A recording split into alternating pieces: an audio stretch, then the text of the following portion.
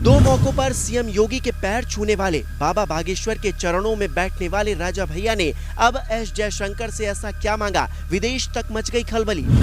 57 मुस्लिम देशों में गूगल पर सर्च होने लगे रघुराज प्रताप सिंह, नुपुर शर्मा और टी राजा की तरह लगाई दहाड़। विरोधियों के छूटे पसीने, अखिलेश के उड़े होश। पहले योगी ने कहा बटो नहीं, मोदी ने कहा एक रहो, देवकीनंदन बोले सनातन बोर्ड बनाओ, पंडित धीरेन्द्र शास्त्री बोले हिंदुओं जागो। अब राजा भैया का नया नारा। भारतीय विदेश मंत्री एस जयशंकर जब इटली के न्यूज़पेपर कोरियरे डेला सेरा को इंटरव्यू दे रहे थे, पश्चिमी देशों की भयंकर क्लास लगा रहे थे, कह रहे थे कि क्या यूरोप को खुश करने के लिए भारत तेल की ज्यादा कीमत चुकाए, ऐसा नहीं हो सकता। तब यूपी के प्रतापगढ़ से राजा भैया विदेश मंत्री के सामने एक नई डिमांड रख रहे थे, जिसे सुनकर विदेश तक में खलबली मच गई है। कई मुस्लिम मुल्कों में बाकायदा राजा भैया सर्च किए जाने लगे हैं। लोग ये जानने की कोशिश कर रहे हैं कि आखिर ये रघुराज प्रताप सिंह है कौन। हिंदुओं में तो ज्यादातर लोग राजा भैया को तालाब वाले किस्से के बाद से जानते हैं, लेकिन विदेशों में राजा भैया की एक अलग पहचान बन रही है। और वो पहचान क्या है जिसने एक डिमांड के बाद से राजा भैया को पाकिस्तान और बांग्लादेश तक में फेमस कर दिया है, वो बताएं। उससे पहले ये 3 तस्वीरें देखिए, जो कि पूरी कहानी इन्हीं तस्वीरों से जुड़ी हुई है। पहली तस्वीर 22 जनवरी 2024 की है, जब राम मंदिर प्राण प्रतिष्ठा कार्यक्रम में सीएम योगी पहुंचे थे।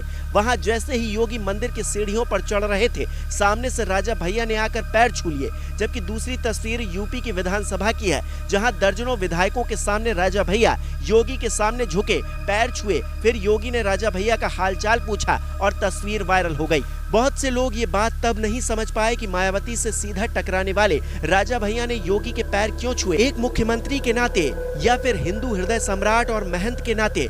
क्योंकि उम्र के लिहाज से राजा भैया 54 साल के हैं, जबकि योगी आदित्यनाथ 52 साल के हैं, यानी कि योगी से 2 साल बड़े हैं राजा भैया।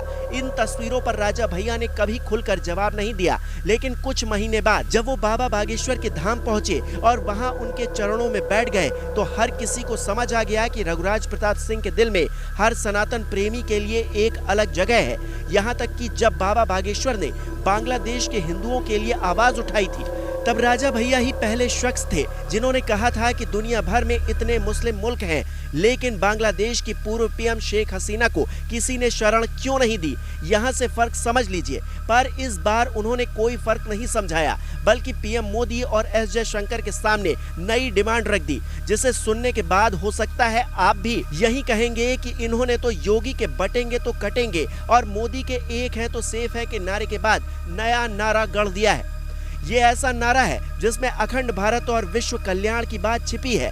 ये ऐसा नारा है जिसे सुनकर योगी भी कहेंगे राजा ने बिल्कुल सही कहा है।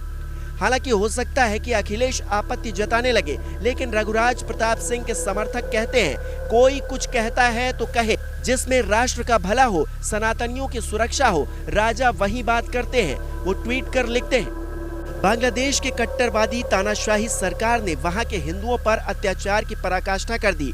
चुन चुन कर हिंदुओं को मारा जा रहा है, उनके घरों और दुकानों को निशाना बनाया जा रहा है। वहां पर हिंदुओं की आवाज उठाने वाले स्वामी चिन्मय कृष्णदास प्रभु को गिरफ्तार कर लिया गया है। फिर भी वैश्विक शक्तियां चुप हैं, क्योंकि अत्याचार हिंदुओं पर हो रहा है। आदरणीय प्रधानमंत्री नरेंद्र मोदी और माननीय विदेश मंत्री डॉक्टर एस जयशंकर से आग्रह है कि इसका संज्ञान लें। बांग्लादेशी हिंदुओं के रक्षार्थ पूरे विश्व के हिंदुओं को साथ खड़ा होना होगा। इसके साथ वो फ्री चिन्मय दास और सेव बांग्लादेश हिंदू हैशटैग का भी इस्तेमाल करते हैं। चिन्मय कृष्णदास ब्रह्मचारी बांग्लादेश के वो हिंदू संत हैं जिन्हें 2 दिन पहले बांग्लादेश की पुलिस ने राजद्रोह के आरोप में एयरपोर्ट से गिरफ्तार किया है। उन पर चटगांव के न्यू मार्केट चौराहे पर बांग्लादेश के राष्ट्रीय ध्वज के ऊपर भगवा झंडा फहराने का आरोप है।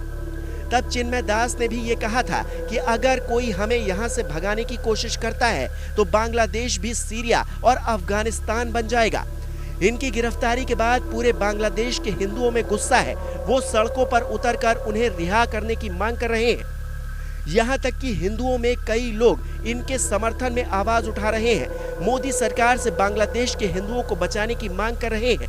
कोई 1971 की तरह एक्शन की मांग कर रहा है तो कोई हिंदुओं के लिए अलग राष्ट्र की मांग कर रहा है। लेकिन राजा भैया ने इन सब से हटकर पूरे विश्व हिंदू समुदाय को एकजुट करने का आह्वान किया है। अगर आंकड़े देखें तो पूरी दुनिया में सबसे ज्यादा ईसाई आबादी है, जिनकी संख्या कुल आबादी का करीब 31.5% यानी कि 2.2 अरब है, जबकि 1.6 अरब आबादी के साथ इस्लाम दूसरी सबसे बड़ी आबादी वाला धर्म है जो कई देशों में है। करीब 1.1 अरब लोग ऐसे हैं जो किसी धर्म को नहीं मानते, जबकि हिंदू आबादी 1.2 अरब है।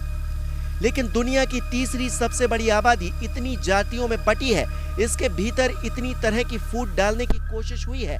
इन्हें एकजुट करने के लिए समय समय पर अलख जगानी पड़ती है, और वहीं अलख अब बाबा बागेश्वर से लेकर संजय दत्त, योगी आदित्यनाथ और राजा भैया ने शुरू कर दी है।